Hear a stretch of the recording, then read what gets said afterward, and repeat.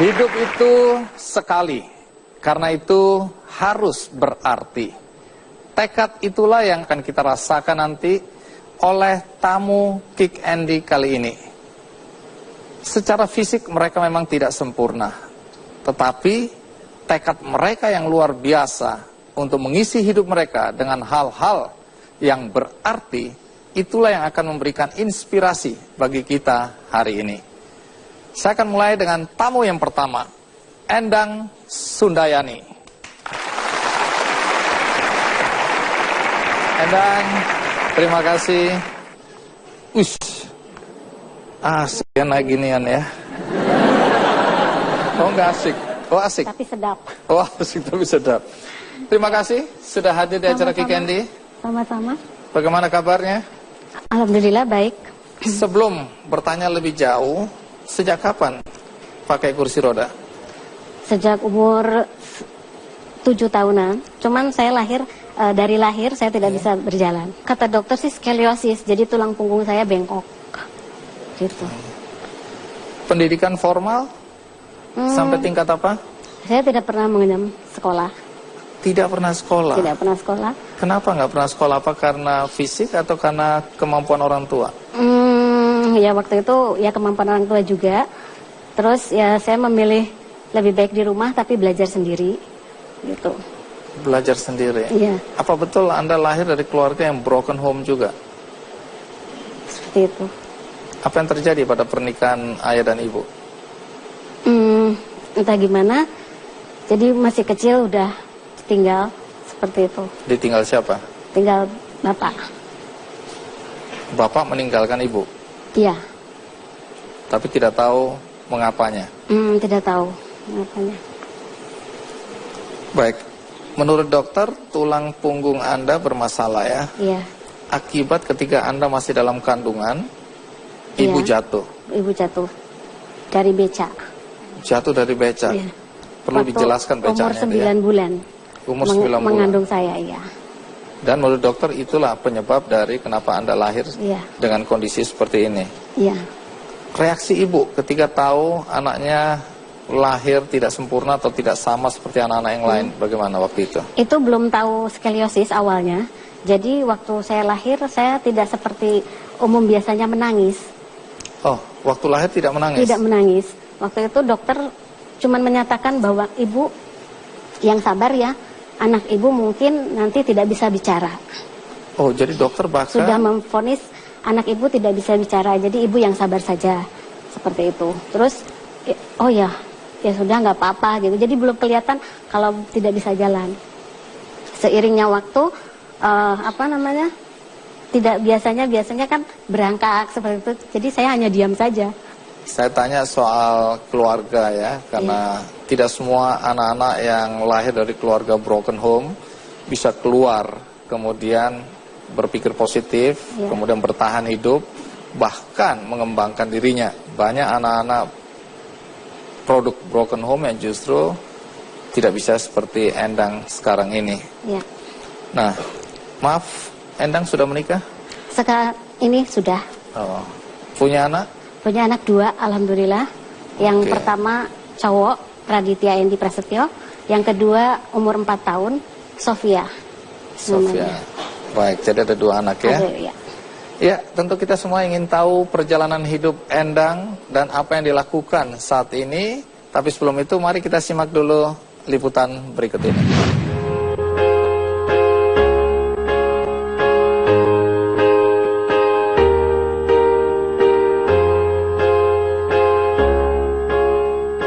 Ketika terlahir di dunia, kita tidak bisa memilih bentuk tubuh, wajah, juga kulit seperti apa. Semua manusia ingin terlahir dengan kondisi tubuh yang sempurna. Namun saat terlahir dengan kondisi tubuh yang tidak sempurna, bukan menjadi alasan kita untuk menyerah, tapi sebaliknya menjadi pribadi yang kuat. Inilah yang tergambar dari sosok Endang Sundayani, wanita kelahiran Bandung 8 September 1977 ini terlahir dengan kondisi cacat. Saat lahir, ia memiliki tulang punggung yang bengkok, sehingga membuat kedua kakinya tak dapat berjalan.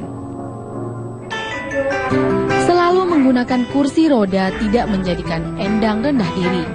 Ibu dua anak ini senang bergaul dengan masyarakat di sekitarnya. Tidak heran, berkat keluasannya tersebut mampu membawa Endang menjadi pribadi yang lebih baik. Berawal dari sering tampil bernyanyi di berbagai event di Jogja, Endang dipertemukan dengan produser TVRI Yogyakarta. Endang tak pernah menyangka penyandang disabilitas seperti dirinya dapat menjadi presenter program televisi. Dimanapun Anda berada, jumpa lagi dengan saya Endang Sundayani dalam Kami Bisa. Pemirsa, setiap orang memiliki kegelisahan yang mungkin tidak dirasakan oleh orang lain. Awal saya ketemu Mbak Endang pada saat itu ada sebuah acara pementasan dan saya melihat Mbak Endang di situ, dia menyanyikan sebuah lagu. Kalau tidak salah Ratu Sejagat, itu dia menyanyikan begitu enjoy, tidak nervous, dan menyanyikan sangat bagus.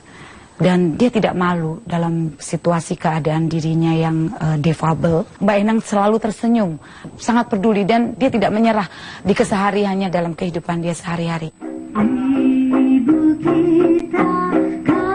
Saat ini Endang masih terus mengembangkan dirinya dengan mengikuti berbagai kegiatan sosial, seperti bergabung dengan Cikal Yogyakarta, Persatuan Penyandang Disabilitas Indonesia, dan Mata Aksara. Dengan setumpuk kegiatannya ini, Endang berharap berguna bagi masyarakat, termasuk penyandang disabilitas. Ia sendiri juga dapat maju dan terus bersemangat untuk berkarya. Syukuri apa yang ada, hidup adalah anugerah.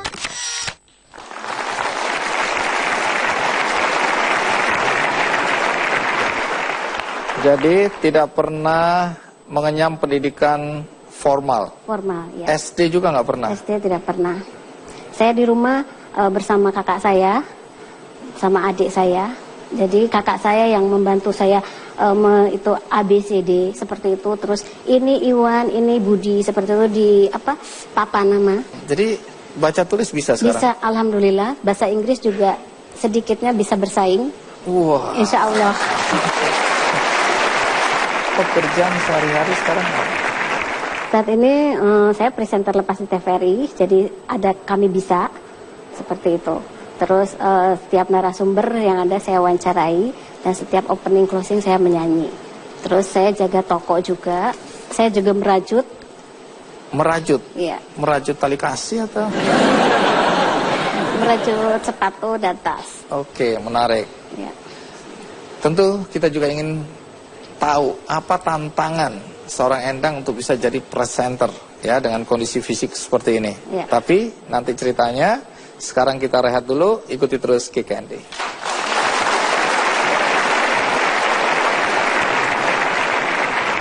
Mudah-mudahan Bapak bisa melihat saya bahwa saya lahir ke dunia ini tidak sia-sia.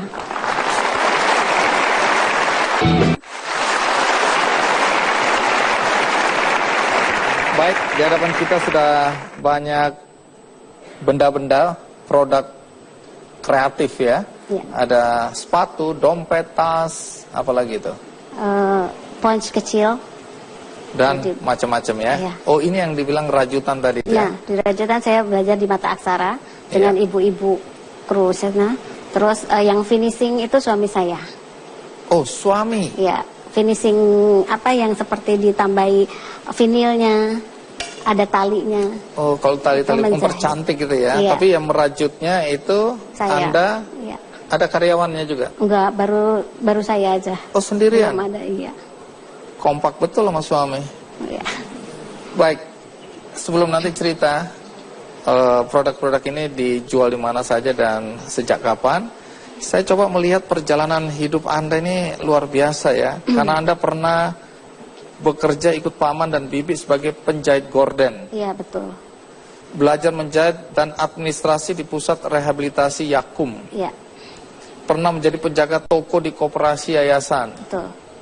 Pernah jadi juara nyanyi. Iya. Pernah menyanyi di depan Presiden SBY? Pernah, alhamdulillah 2007.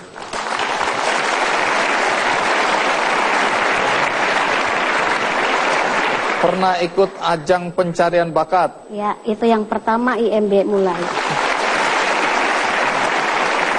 Dan bersama suami mendirikan usaha dagang ya, tas dan produk-produk kerajinan lainnya. Ini hasilnya tadi ya. Kalau sepatu ini dipasarkan kemana nih? Itu kalau ada yang pesan saja. Oh, jadi kalau kita pesan dibuatkan. karena belum ada modal, jadi hanya pemesan langsung nanti kita bikinkan sesuai dengan nomor. Tidak semua orang-orang saudara-saudara kita yang penyandang disabilitas kemudian bisa bangkit. Ya. Bisa kemudian berkarya dan berprestasi. Boleh tahu bagaimana atau kapan persisnya Endang bangkit dari perasaan bahwa Tuhan ini tidak adil? Dari awalnya karena saya tidak bisa jalan, jadi saya pernah sempat marah sama ayah kandung saya. Kenapa seperti ini? Marah pada ayah kandung? Iya. Kenapa marah? Karena membiarkan juga ya semuanya mungkin dari atas, cuman dari latar belakang ke belakang itu mendukung ayah saya. Tapi sekarang saat ini saya sudah ikhlas dari. Tunggu, ayah waktu itu meninggalkan keluarga dan meninggalkan Anda. Iya. Anda ya, adalah faktor yang membuat ayah pergi karena kecewa melihat anaknya tidak mungkin, sempurna. Sampai saat ini jawabannya saya tidak tahu. Karena terakhir waktu adik saya menikah itu sudah halus kontak. Tadi kan Anda kemudian jadi presenter, ya. Kemudian kalau boleh tahu program ini bercerita tentang apa? Program Kami Bisa. Iya, Kami Bisa. Kami Bisa itu adalah program biar semua orang tahu bahwa difabel itu tidak hanya dipandang sebelah mata, tapi difabel juga punya kreativitas berbagai macam yang mungkin sebagian orang tidak tahu. Kebanyakan sasaran untuk dari TVRI itu sendiri di Wonosari itu masih banyak difabel-difabel yang dipasung atau didiamkan di rumah dan lain sebagainya. Ternyata mereka juga bisa berkarya seperti itu.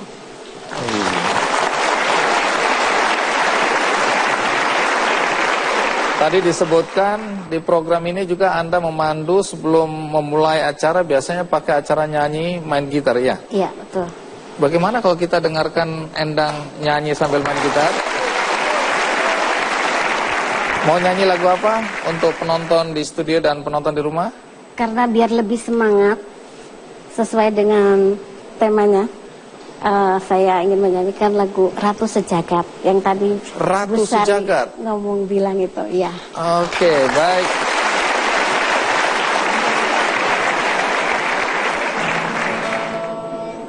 Rasa deg-degan di hatiku saat ku tatap wajahku di cermin. Bibir merah, pipiku merah, merekah merona setiap pandangan. Ku poles lagi alis mataku, hidung tangan ciak sampai betis. Oh betapa cantiknya wajahku malam ini, pasti ku terpilih jadi ratu. Aku pun bersorak, lompat kegirangan, tapi ku terjatuh dari kursi goyang, kiranya ku mimpi. Sebab jadi ratu sejagat semalam. Iya, terima kasih. Menjadi ratu sejagat semalam ternyata hanya mimpi. Selain sebagai presenter, kegiatannya apa? Saya dengar aktif di organisasi. Iya. Organisasi apa ya? Itu PPDI di Jogja. PPDI itu apa? PPDI Persatuan Penyandang Disabilitas Indonesia yang dilantik tanggal 10 Maret 2015 kemarin. Jadi di situ saya sebagai seksi seni dan budaya. Seperti itu. Tujuan PPDI ini apa? Itu untuk mencakup semua kecamatan agar punya legalitas. Jadi nanti kalau ada bantuan dari pemerintah bisa mengakses langsung bersalur ke yang membutuhkan. Seperti itu. Ada lagi organisasi lain? Saya juga di Cikal, saya ikut seminar-seminar kekerasan dan seksual yang terjadi ramai sekali di Yogyakarta. Termasuk kekerasan dalam rumah tangga begitu? Iya, seperti itu.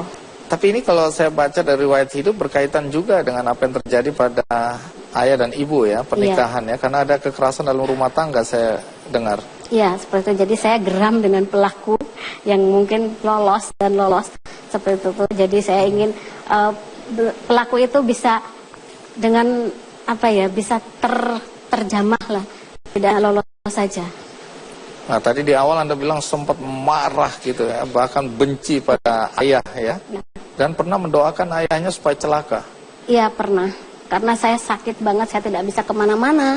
Waktu pada saat itu, perasaan saya disabilitas sendiri waktu di Bandung. Jadi saya sempat, semoga dia itu ternyata ada dengar dari dari paman saya, Endang itu seperti ini loh, bapakmu gini. Dari situ saya sadar, semua itu yang saya lakukan salah. Karena dengan dia seperti itu, saya tidak bisa kembali normal. Seperti itu. Jadi saya, ya Allah, saya maafkan saya, jadi saya memaafkan dia. Meskipun sakit hati sekali. Jadi Anda sekarang sudah memaafkan ayah Anda? Saya bahkan ingin memperlihatkan, ya alhamdulillah saya berada di sini. Mudah-mudahan Bapak bisa melihat saya bahwa saya lahir ke dunia ini tidak sia-sia. Dan saya ingin bertemu, meskipun Bapak saya masih menolak, tapi saya mudah-mudahan berikan hidayah. Omong-omong, ketemu suami di mana? Ketemu suami di pusat rehabilitasi Yakum. Oh, suami juga penyandang disabilitas. Amputasi 2. Bagaimana Anda menjelaskan kepada anak-anak mengenai kondisi fisik ayah dan ibu mereka, dan bagaimana membangkitkan perasaan bangga mereka? Karena masih kecil, anak, jadi belum pernah saya ceritakan. Jadi anak cuman, mama kok nggak bisa jalan, hanya seperti itu. Iya. Umur berapa anak-anak? Yang satu 8 tahun, yang satu belum pernah tanya. Kalau yang kecil ini cewek, jadi agak kritis seperti itu. Mama kok nggak jalan, kayak gitu, seperti itu. Iya, mama males, gitu. Mama enak duduk aja, Sofi aja yang jalan gitu. Nanti kalau udah besar dorong mama ya, kayak gitu. Iya, jadi dia kalau kemana-mana selalu dorong saya. Baik, tapi anak-anak nggak malu dengan kondisi orang tua ya? Alhamdulillah untuk saat ini, dan saya berharap sampai besar pun mereka bisa bangga dengan saya. Seperti itu. Karena banyak sekali ada teman saya yang anaknya dicemoohkan sama teman, jadinya anaknya agak minder, seperti itu ada juga. Oke. Baik, Endang, terima kasih sudah hadir di acara kita ini. Tamu kita berikutnya dulu merasa Tuhan tidak adil, mau bunuh diri, tapi belakangan justru dia diminta berbicara di istana kerajaan Inggris. Siapa dia? Kita rehat sejenak, ikuti terus Kick Andy.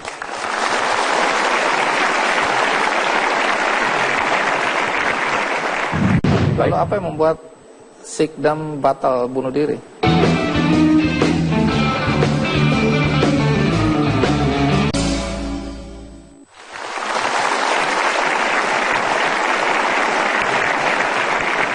Dulu nyaris bunuh diri, tapi sekarang ini dia meraih begitu banyak prestasi. Siapa dia? Mari kita sambut Sikdam Hasim Gayo.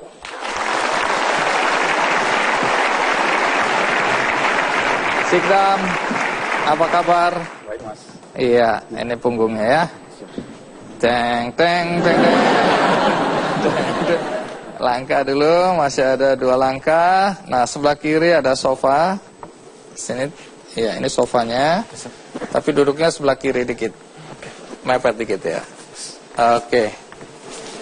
Secara fisik Anda kelihatan normal ya. Dan sangat ganteng, Mas.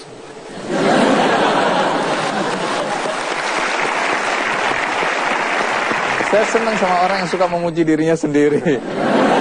Jadi Sikdam, umurmu berapa sekarang? Sekarang saya 26. 26. Jadi ini hanya acting atau betul-betul tidak bisa melihat? Insya Allah nggak acting, Mas. Oke. Pengennya sih acting. Tadinya acting. Pengennya. Oh, pengennya acting ya. Yes. Jadi seolah-olah, padahal ternyata faktanya sekarang memang nggak bisa melihat. Jadi Sikdam ini matanya buta total atau masih bisa melihat? Sekarang hanya bisa lihat cahaya. Iya. 5 tahun yang lalu saya bisa lihat rambutnya Bang Andi.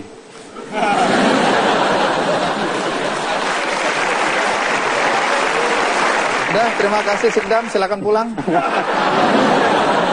Baru 5 menit kita ketemu, kamu udah menghina aku. Sejak kapan tunanetra? 5 tahun yang lalu saya tunanetra. Apa yang terjadi? Jadi 5 tahun yang lalu. Tunggu dulu, ini berarti sebelumnya Sikdam bisa melihat ya? Ya, dari lahir sampai umur 21 saya bisa lihat ibu, bapak, semuanya saya bisa lari kemana-mana. Saya sempat lihat Bang Andi tapi dengan rambut keritingnya bisa. Rambut keriting? Yes, tapi... Terus sekarang kamu tahu emangnya aku sekarang keriting atau tidak dari mana? Kata teman-teman saya sih Bang Andi sekarang botak.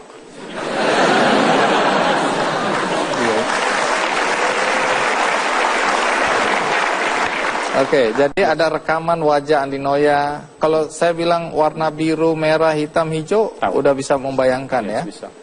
Nanti cerita ya, karena kami semua ingin mendengar cerita mengapa sampai Sikdam tidak bisa melihat. Ya, jadi 5 tahun yang lalu ketika saya usia 21, ketika saya balik ke Jakarta dari Bali, saya pulang dari satu daerah Ciputat, menuju Depok, terus saya nebeng sama mobil teman, dan dalam perjalanan, ya, saya orang suka hobinya ngobrol, kita duduk depan, kebetulan teman saya pakai seatbelt, saya nggak pakai seatbelt, asik ngobrol. Waktu itu jam 12 siang, teman saya itu bawa mobilnya kencang sekali, tapi dia nggak sadar di depan mobil mungkin jarak 30 meter itu ada polisi tidur tinggi sekali. Nah, teman saya itu dia ngerem, harusnya dihajar. Nah, dalam posisi itu mobil loncat, kepala saya terbentur sama atap langit. Seketika saraf mata saya lepas dan tidak bisa lihat sama sekali, Bang. Sejak saat itu? Sejak saat itu. Umur 21 tahun? 21 tahun. Baik, apa prestasi yang dicapai oleh Sikdam sebagai tunanetra? Nanti kita akan ceritakan, tapi sekarang mari kita simak dulu cerita tentang Sikdam berikut ini.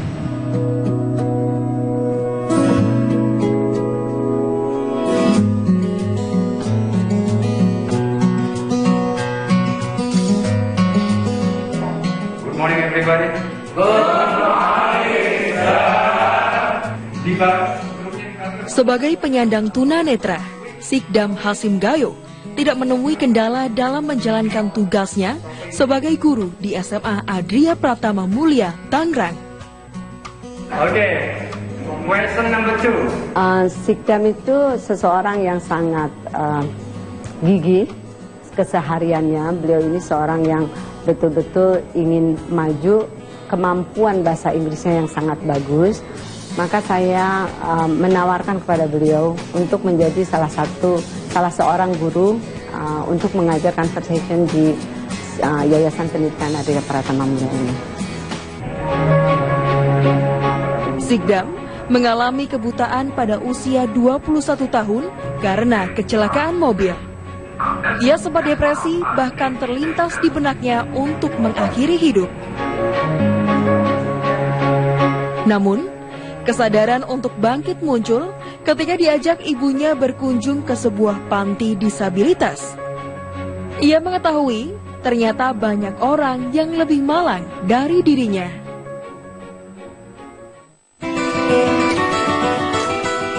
Dari titik balik itu, Sikdam akhirnya menggagas sebuah komunitas yang ia beri nama Disability Youth Center Indonesia, yakni komunitas yang bergerak untuk membantu kaum muda penyandang disabilitas. Keterlibatan Sikdam dalam kegiatan sosial mengantarkannya mengikuti sejumlah kegiatan internasional. Pada 2014, Sikdam diundang jadi pembicara di Afrika Selatan tentang pembelaan pada kaum disabilitas. Melalui beasiswa, Sikdam lulus mengikuti program studi internasional di Korea Selatan pada 2015. Pada November 2015, Sikdam menerima penghargaan di Inggris serta berpidato di depan keluarga kerajaan Inggris. Sikdam juga mewakili pemuda Indonesia dalam International Conference of Family Planning 2015 di Nusa Dua, Bali. Sikdam membuktikan bahwa keterbatasan tidak memutus semangatnya untuk beraktivitas yang produktif, yang berguna bukan hanya bagi dirinya, namun juga bagi orang lain. Itu yang linknya itu kamu buka.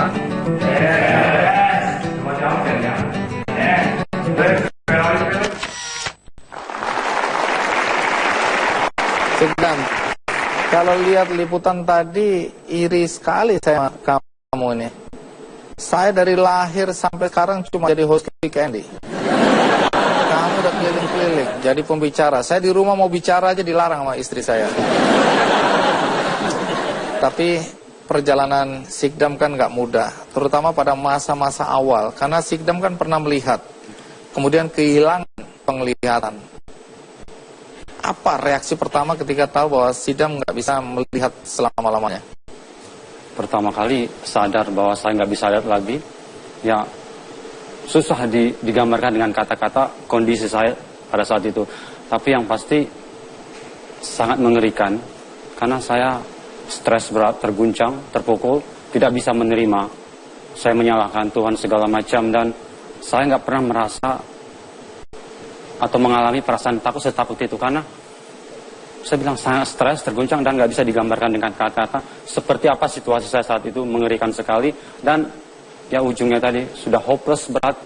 Saya berpikir bunuh diri adalah keputusan terbaik untuk saya dan keluarga saya. Lalu apa yang membuat Sikdam batal bunuh diri?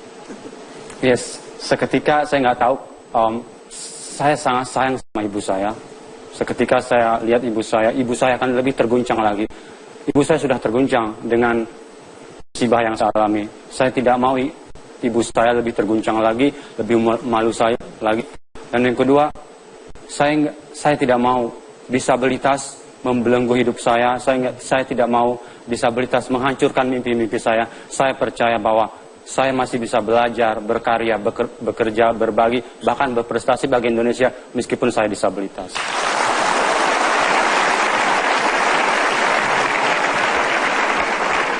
Setelah bisa bangkit, apa yang pertama kamu lakukan?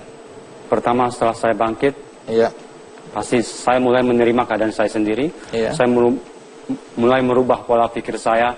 Saya mulai belajar dan bekerja, berkarya sebagai seorang disabilitas, hingga suatu saat saya menemukan cara-cara emas hidup sebagai disabilitas, dan itu adalah kunci sukses saya. Apa yang ditemukan waktu itu? Yang pertama adalah saya harus bangga. Apapun kondisi saya, siapapun saya harus bangga meskipun saya disabilitas. Itu yang pertama. Yang kedua, saya percaya bahwa terlepas kita disabilitas ataupun disabilitas, di mata Tuhan kita sama. Tuhan tidak akan merubah nasib saya selama saya nggak mau berubah. Masih ada lagi? Masih ada lagi. Percaya bahwa Allah selalu memberikan yang terbaik kepada kita, meskipun buruk bagi orang lain. Masih ada lagi? Sudah selesai. Sudah. Saya senang mendengarkan kata-kata yang indah seperti ini ya, memberikan semangat, memberikan kita motivasi, memberikan inspirasi, dan datangnya dari seorang Sikdam ya, yang mungkin oleh sebagian orang dianggap kaum disabilitas ini sudah menjadi beban. Ya. Tapi faktanya, saya jujur aja sebagai manusia malah iri tadi dengan prestasi yang dicapai oleh Sikdam, yaitu sifat manusia ya. Mungkin Sikdam iri nggak sama saya yang jadi host? Terima kasih ya. Nah, Kemudian Sikdam mulai aktif ya dalam organisasi, aktif melakukan banyak hal positif untuk mengisi hidup yang cuma sekali itu. Apa saja yang waktu itu Sikdam lakukan?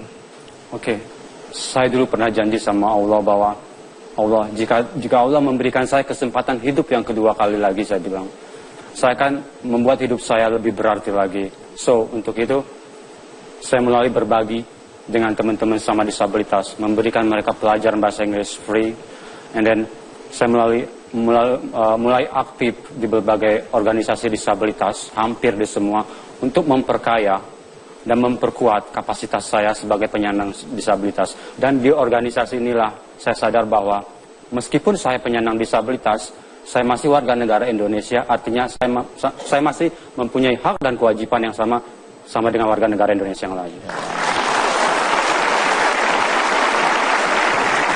Katanya waktu itu awal-awal ya, ada keluarga yang tidak setuju dengan apa yang Sikdam lakukan. Ya, ada keluarga dekat saya, Om. Iya. Dia lihat saya pergi pagi, pulang sore, tapi bukan Bang Toyib. Saya pergi pagi pulang sore untuk ngajarin, memberikan pelajaran English kepada anak-anak kurang mampu di sekitar saya. Dan gratis ya? Ya, gratis kepada teman-teman disabilitas. Dan itu saya lakukan mungkin seminggu 3 kali, dan Om saya bilang, Sikdam, kenapa kamu lakukan itu? Mereka aja tidak mikirin kamu, kenapa kamu mikirin mereka? Tapi saya tidak peduli dengan itu, saya yakin bahwa Allah akan membalas semua ini. Ya, bagaimana sampai Sikdam bisa sampai ke istana? Dan apa yang disampaikan ketika bertemu dengan keluarga kerajaan Inggris? Saya akan segera kembali.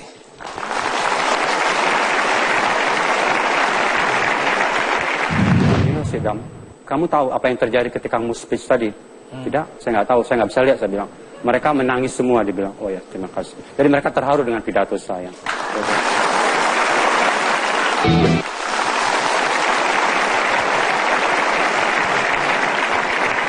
Pada usia 21 tahun, mengalami kecelakaan, kemudian tidak bisa lagi melihat sampai hari ini, ya. Kemudian Sikdam menjadi tunanetra, Sikdam bangkit, aktif dalam organisasi membantu orang lain, dan Sikdam sendiri mendirikan satu organisasi ya, Disability Youth Center Indonesia. Youth Center Indonesia. Ini organisasi apa ya? So, jadi in 2013 saya buat namanya Disability Youth Center Indonesia. Jadi ini organisasi pemuda segala jenis disabilitas, baik netra, tuli maupun mobile fisik disabilities, untuk memperjuangkan dan membela persamaan hak bagi 36 juta penyandang disabilitas di Indonesia yang selama ini pemerintah Indonesia belum berikan. So, inilah gunanya Disability Center di Indonesia. Kegiatannya ada 2, kita ada social campaign atau sosialisasi ke publik, ke masyarakat, memperkenalkan disabilitas itu apa, kebutuhan mereka apa, dengan tujuan akhir supaya mindset, attitude public to disabilities itu berubah dari negatif ke positif. Sedangkan untuk membernya sendiri, kita ada trainings and capacity buildings untuk memperkuat, untuk memprovokasi teman-teman disabilitas supaya mereka sadar, come on, move on, jangan menyerah sama nasib, jangan menyerah sama kondisi. Ingat, meskipun kita disabilitas, kita berhak untuk sukses, kita berhak untuk mencapai mimpi, kita dijamin undang-undang, dilindungi hukum, dan tidak ada seorang pun yang boleh mendiskriminasi kita.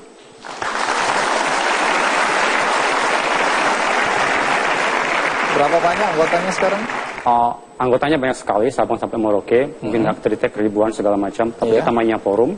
Jadi setiap ada event di Aceh segala macam, teman-teman di Aceh berkumpul segala macam. Nah itu. Dan ya, alhamdulillahnya sekarang perjuangan kita, pergerakan kita bekerja sama dengan Telkom. Telkom akan membantu perjuangan kita. Terima kasih Telkom.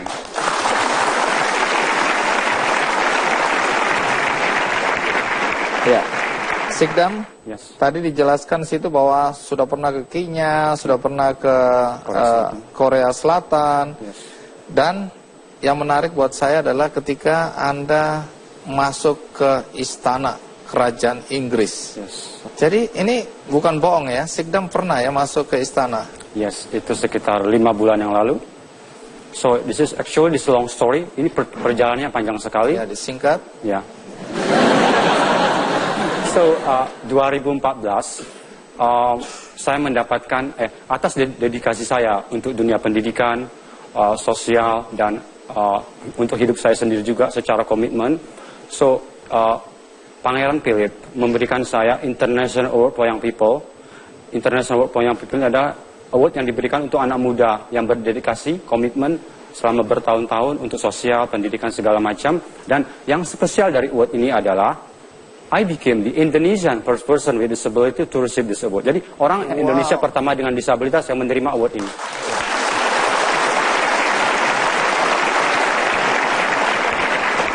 Yes, ya. Jadi sejak saya menerima award ini, nama saya mulai melambung dan diterima baik di international maupun di nasional sebagai speaker for the right of people with disabilities in Indonesia.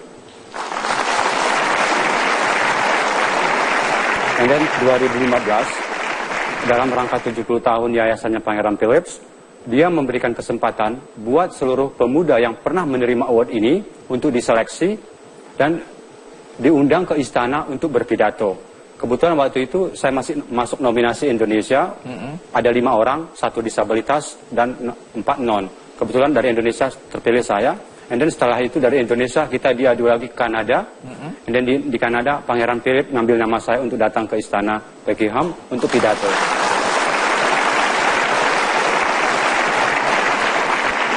Baik, kami semua ingin tahu, lalu di situ apa yang Sikdam sampaikan? Topik dari speech. Ya, speechnya, pidato saya. Pidato. Sebenarnya waktu saya dikabari sih nggak percaya. Waktu itu saya langsung lumpuh rasa. Saya walaupun sudah diceritakan ini tetap nggak percaya. Oh iya. Apalagi saya. Jadi terus waktu di sana saya berpidato. Jadi mereka undang saya untuk mendengarkan kisah hidup saya. Oh. Mereka kasih saya kesempatan 10 menit untuk menceritakan kisah hidup saya, mulai dari saya normal sampai sekarang tidak bisa melihat, dan perjuangan saya segala macam. Saya bercerita untuk Pangeran Edward, dan Putri Sophie, dan juga bangsawan-bangsawan lain. Ya, saya selama 5 jam saya di istana. And then yang unik dari pidato saya adalah ketika saya berpidato, mereka diam. And then bangsawan yang duduk di sebelah saya bilang, you know Sikdam, kamu tahu apa yang terjadi ketika kamu speech tadi? Tidak, saya nggak tahu, saya nggak bisa lihat, saya bilang. Mereka menangis semua, dibilang. Oh ya, terima kasih. Jadi mereka terharu dengan pidato saya.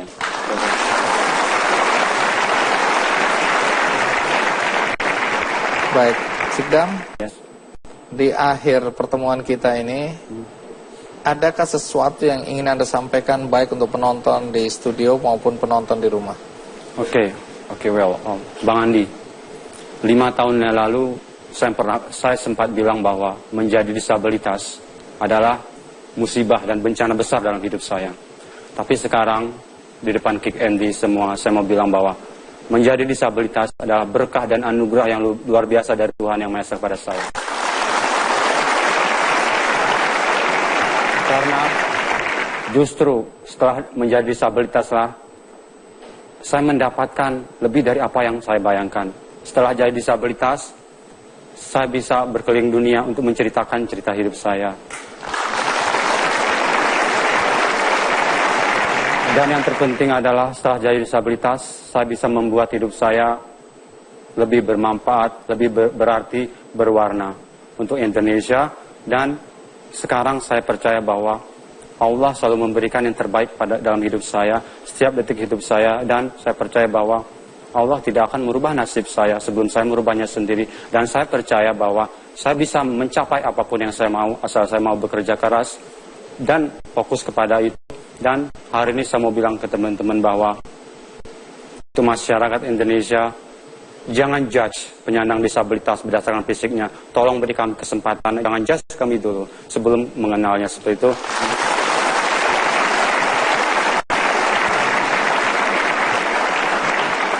Sikdam, terima kasih ya. Kami semua terinspirasi. Satu lagi boleh? Boleh. Oke. Satu lagi, ini mungkin yang terakhir. Tak seorang pun di dunia ini ingin dilahirkan disabilitas, termasuk saya. hidup dengan disabilitas sangat susah, Mas. Tapi untuk itu kami tidak ingin masyarakat mempersulit hidup kami dengan diskriminasi segala macam. Beri kami kesempatan, sayangi kami, beri kami empati. Kalau bukan Anda, siapa lagi? Terima kasih.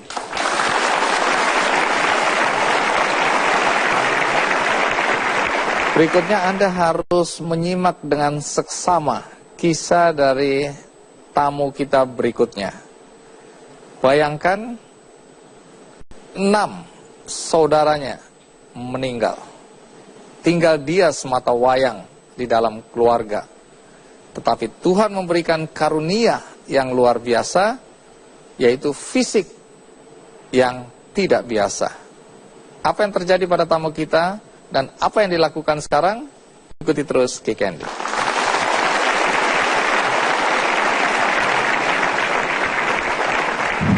Anda berantem? Ya, pukul-pukulan. Namanya saya kecewa, saya tersinggung. Marahlah, saya dibilang puntung, dibilang cacat, apalagi kalau orang Batak panggil, pucung pat. Saya nggak terima banget tuh Bang, gitu.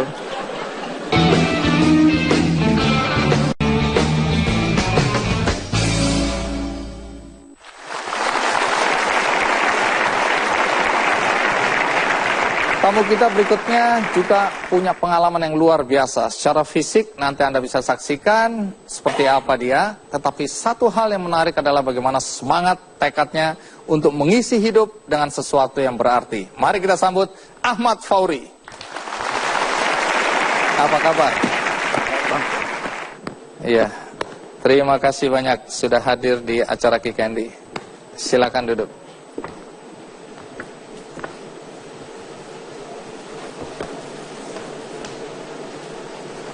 Iya, aman ya. Tidak perlu bantuan? Enggak. Baik. Jadi umur berapa sekarang? 33, Bang. Oke. Umur sendiri aja susah ya. Pekerjaan orang tua? Nelayan. Ayah Ayah. nelayan. Ibu? Penganyam atap, ibu rumah tangga, Bang. Anda anak keberapa dari berapa bersaudara? 7, Bang. Dari 7 bersaudara. Kakak-kakak sekarang di mana? Udah nggak ada, Bang. Tidak ada. Dipanggil sudah. Berapa orang? 6. Tapi 6 dipanggil Tuhan? Iya, Bang. Saya ketemu sama nomor 5, Bang. Nomor 6, saya ketemu sama yang nomor 6. Oh, sempat ketemu dengan nomor 6? Iya. Sampai usia berapa? 15 tahun. Saya kelas 1 di pesantren. Jadi kakak-kakak meninggal semua? Iya. Apa yang terjadi? Kalau yang dari 1 sampai 5 saya kurang tahu. Bahkan nggak tahu memang. Kalau ceritanya cuma sakit. Tapi sama kakak yang nomor 6, kakak itu di kelas 5 SD lumpuh, Bang. Jatuh dari sepeda, kena lumpuh. Awalnya jalannya agak sulit gitu ya, Bang. Terus lama-kelamaan nggak bisa terus jalan. Jadi tinggal Anda sendiri? Iya, Bang. Anak yang tertinggal? Iya. Saya nggak bisa bayangkan orang tua Anda ya, bagaimana punya 7 anak, 6 meninggal, dan kemudian Anda yang masih ada, minta maaf dengan kondisi seperti ini. Tapi nanti kita akan cerita lebih jauh bagaimana Anda dengan kondisi seperti ini bisa bertahan, dan nilai-nilai apa yang sebenarnya diwariskan oleh orang tua yang membuat Anda pantang menyerah, pantang putus asa. Dan orang tua Anda sendiri saya lihat mendorong Anda untuk bisa sekolah setinggi-tingginya. Tapi sebelum sampai di sana, mari kita simak liputan berikutnya. Bagi Ahmad Fauri, lahir dengan keadaan fisik yang tidak sempurna bukan berarti harus menyerah pada keadaan dan tidak melakukan kegiatan-kegiatan yang produktif. Lelaki yang terlahir dengan kondisi tangan dan kaki yang tidak utuh ini tidak menjadikan keterbatasannya sebagai halangan untuk menuntut ilmu setinggi-tingginya.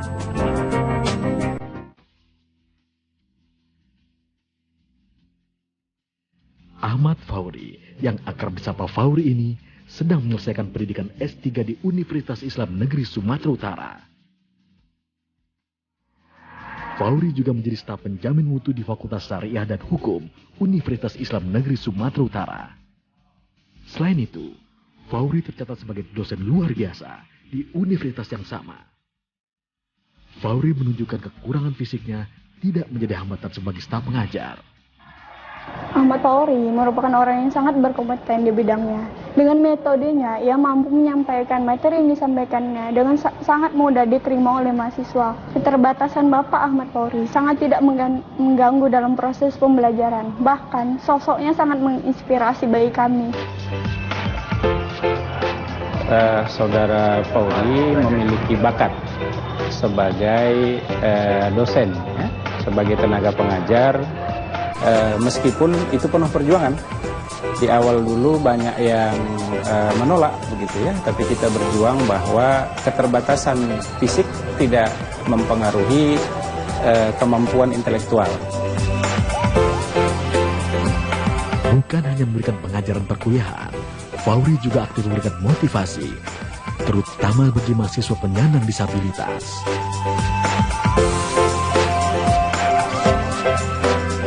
Fauri juga menggagas pembentukan meja inspirasi, yaitu wadah diskusi untuk bertukar inspirasi dan motivasi.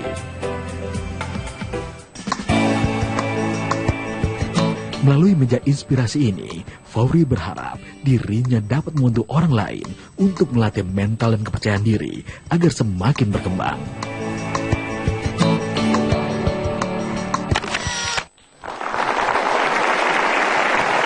Sejak lahir Anda fisiknya seperti ini? Ya. Bukan karena kecelakaan? Enggak, Bang. Sebelum sampai kepada pendidikan Anda yang sekarang, karena Anda di UGM juga ya, kuliahnya, ambil apa di UGM waktu itu?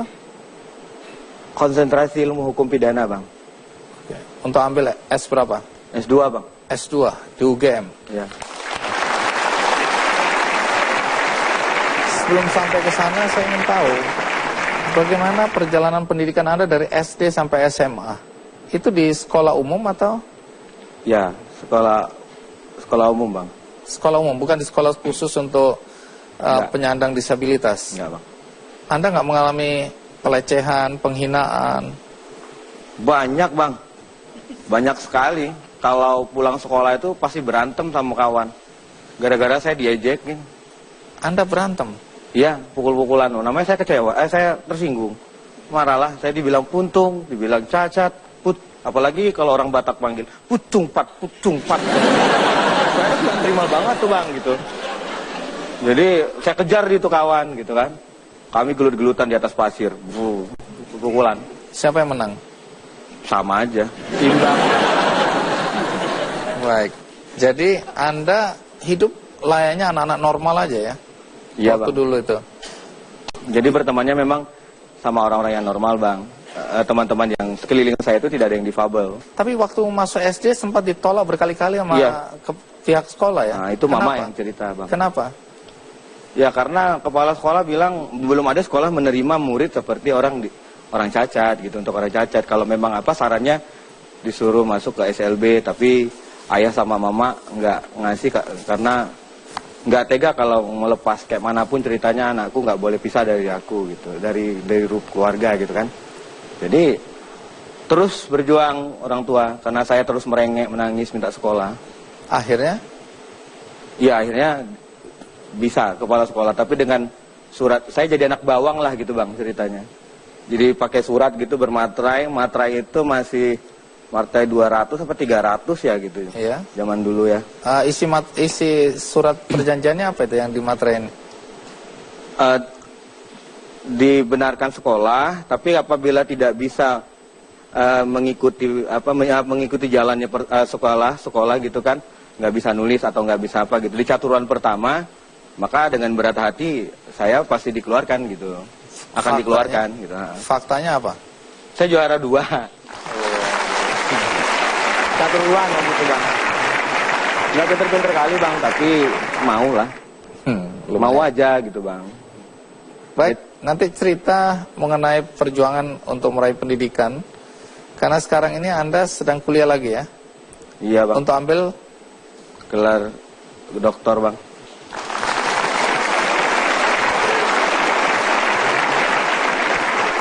Kita akan lanjutkan kisah perjuangan Fauri untuk bisa mendapatkan pendidikan setinggi-tingginya. Ikuti terus Kick Andy. Menahan hati, menahan akal dan hatinya. untuk tidak menghiraukan ocehan, cemoohan dan segalanya. Kenapa saya harus tersinggung dan kecewa, Bang? Jalani aja hidup ini.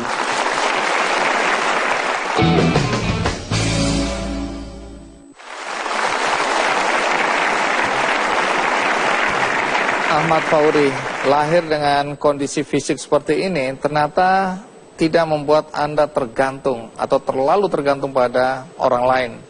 Ini kan SMS-an atau WhatsApp-an ya sama tim Kick Andy dan semua kaget bagaimana caranya Anda bisa membalas dengan cepat gitu ya. Iya, Bang. Jadi Anda bisa menggunakan tangan yang tanpa jari jemari ini untuk WhatsApp, untuk melakukan kegiatan. Kalau tadi menulis kan kita melihatnya dua tangan begini. Kalau WhatsApp gitu gimana? Bisa, Bang. Boleh dipraktekin, Bang. Boleh, coba mau lihat. Iya. Udah. Oh, menggunakan ujung. Itu ada tulangnya itu. Ini tulangnya, ini dagingnya. Selama kuliah, biaya itu siapa aja yang tanggung? Pernah dapat beasiswa, Bang, waktu di Yayan Sumatera Utara di Fakultas Syariah. Dapat beasiswa? Pernah. Ketika masuk kuliah masih orang tua. Tapi mulai gitu kan jarang dikirimin atau enggak, saya asal pulang kok nggak pernah dapat uang jajan gitu kan. Ya memang sulit waktu itu. Jadi orang tua sudah mulai kesulitan ya. Tapi untung dapat beasiswa. Bagus. Gara-gara itu kan saya kebetulan kalau memang saya liburan, saya pulang, saya ikut ada keluarga, ada family lah gitu kan, punya organ tunggal. Jadi saya ikut keliling sama dia menyanyi keyboard lah bahasanya gitu. Keliling-keliling desa, perkampungan. Apa? Untuk cari uang? Iya, dapat itu, Bang, 100.000, lain lagi nanti saweran orang gitu kan. Ya, dikumpulin lah. Terus kemudian tamat tahun berapa itu? S1? 2006. Terus melanjutkan S2 di UGM? Iya. S2 tamat dan sekarang mau ambil S3? Sudah jalan, Bang, tapi mentok. Mentok kenapa? Gak ada uang. Jadi pekerjaannya sekarang? Saya dosen. Dosen. Jadi kalau ada nilai-nilai yang Anda dapatkan dari orang tua, apa yang Anda rasakan nilai-nilai dari orang tua ini? Keberanian, Bang. Keberanian untuk? Dan apa ya, siap menghadapi apa yang terjadi. Emak saya, ayah saya punya anak 7. Meninggal anak, melahir saya. Difabel pula. Betapa hebatnya mereka, kedua orang tua saya. Sekarang yang saya nalar ya, Bang. Menahan hati, menahan akal dan hatinya untuk tidak menghiraukan ocehan, cemoohan dan segalanya. Kenapa saya harus tersinggung dan kecewa, Bang? Jalani aja hidup ini. Baik. Terima kasih kembali, Bang Fauri untuk bisa hadir di acara Kick Andy. Di akhir acara ini, seperti biasa, saya akan membagikan satu buku yang berkaitan dengan topik ini, juga bercerita tentang perjalanan hidup seorang Ritson Manyonyo, seorang tunanetra yang juga bukan saja bangkit untuk dirinya sendiri, tapi juga banyak menolong orang-orang lain. Saya mohon Bung Ritson Manyonyo untuk bisa berdiri.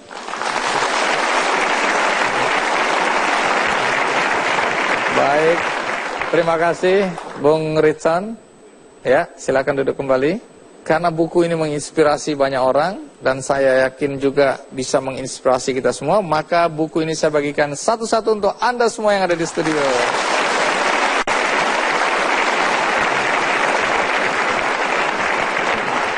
Bagi Anda di rumah, Anda jangan khawatir karena kemungkinan untuk mendapatkan buku ini tetap terbuka lebar melalui undian di website kickandy.com.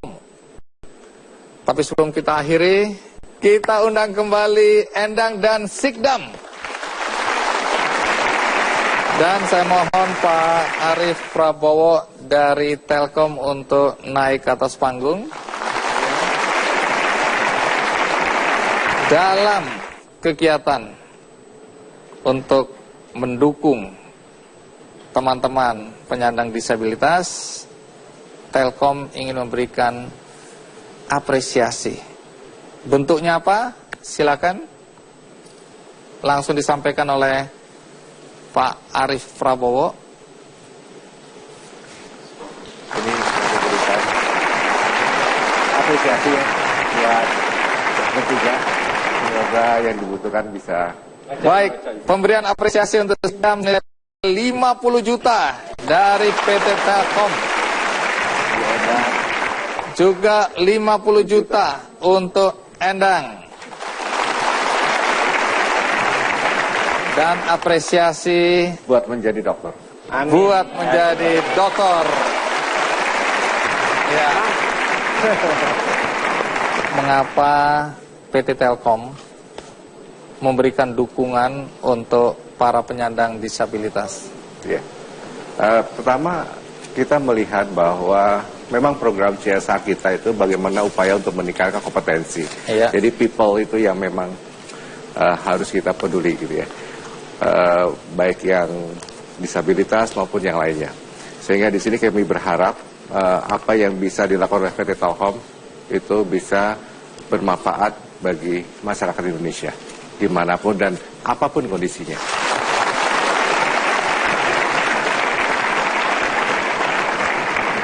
Ke depan, apa yang hendak dilakukan oleh PT Telkom berkaitan dengan CSR dari perusahaan?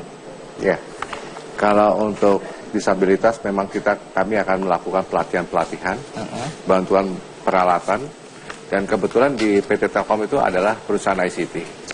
Ya, barangkali dengan teknologi bisa memberikan manfaat yang lebih bagi penyandang disabilitas. Baik, terima kasih Pak Bobi. Sama-sama. Terima kasih untuk dukungan Telkom Indonesia.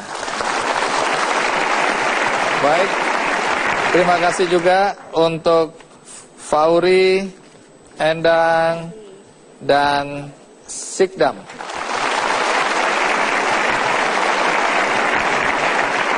Itu tadi cerita tentang teman-teman kita penyandang disabilitas yang punya tekad untuk mengisi kehidupan mereka dengan hal-hal yang berarti, yang berguna bukan saja untuk dirinya sendiri, tetapi bagi banyak orang. Dan kini berkaitan dengan semangat dan tekad mereka yang menyandang disabilitas, mari kita sambut The Massive.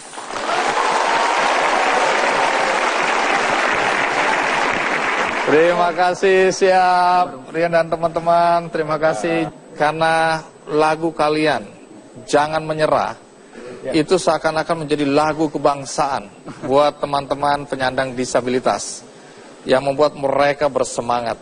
Boleh tahu nggak itu lagu dulu bagaimana sampai diciptakan? Tahun 2009 kita diundang di sebuah acara amal di depan anak pengidap kanker. Saat itu ada satu anak yang kakinya sudah diamputasi dan dokter bilang katanya 4 bulan lagi sudah, mungkin hidupnya sudah nggak lama lagi katanya gitu. Tapi saat itu aku melihat semangat anak itu luar biasa, bahkan lebih semangat dari yang sehat gitu. Entah kenapa pas pulang dari acara itu terngiang sama wajahnya, terus hanya dalam 5 menit lahirlah kata-kata dan lagu Jangan Menyerah. Jangan Menyerah. Om Andi, ya, karena kebetulan kita ngefans banget sama Kick Andy dan Om Andi. Apa saya nggak dengar tadi? Ngefans banget sama Om Andi. Walaupun ada dusta, saya senang sekali. Beneran. Aku beneran. Jadi kita salah satu band yang selalu setia nonton Kick Andy kalau ada kesempatan nonton. Dan kebetulan ini hanya 500 kopi dan sudah habis. Piringan hitam. Piringan hitam. Jadi aku sempat nyimpen beberapa di rumah. Aku pengen ngasih ini ungkapan rasa bahagia kita karena telah diundang di acara yang keren banget, Kick Andy. Jadi Om salah satu yang punya dari 500 kopi. Salah satu dari 500. Ya. Keren. Piringan hitam The Massive. Tepuk tangan dulu untuk The Massive. Iya, terima kasih. Salam dulu. Terima kasih sudah memberikan semangat buat teman-teman kita penyandang disabilitas terus berkarya. Dan mari saatnya kita menikmati Jangan Menyerah The Massive.